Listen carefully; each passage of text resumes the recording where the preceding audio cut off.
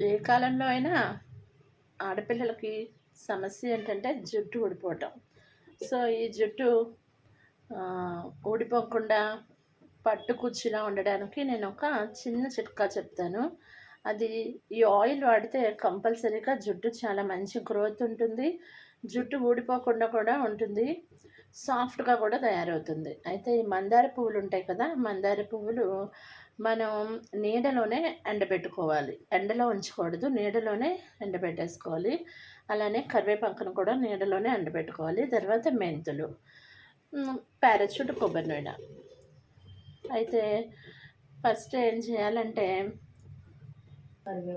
ఒక 100 గ్రాములు parachute oil తీసుకున్నామనుకోండి. ఒక 10 మందార పువ్వులు, అలాగే 2 టేబుల్ స్పూన్ల కరివేపాకు, 2 టేబుల్ స్పూన్ల మెంతులు తీసుకోవాలి.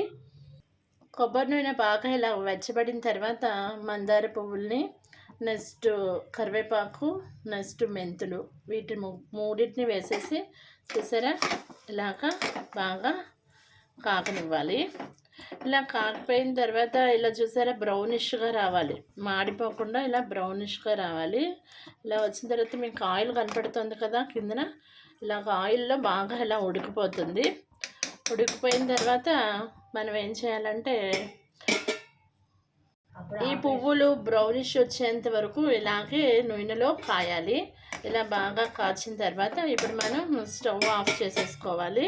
స్టవ్ ఆఫ్ చేసేసుకొని ఒక రోజంతా ఇలానే గిన్నెలోనే ఉంచేయండి. అప్పుడు ఈ మందారంలో ఉన్న సారం అంతా కూడా ఆయిల్లో దిగిపోతుంది.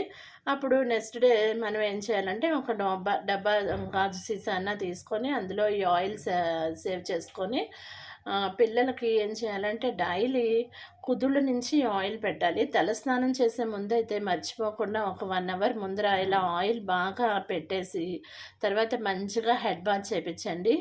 జుట్టు అస్సలు ఊడదు. సో మీరు కూడా ఇది ట్రై చేస్తారనుకుంటున్నాను.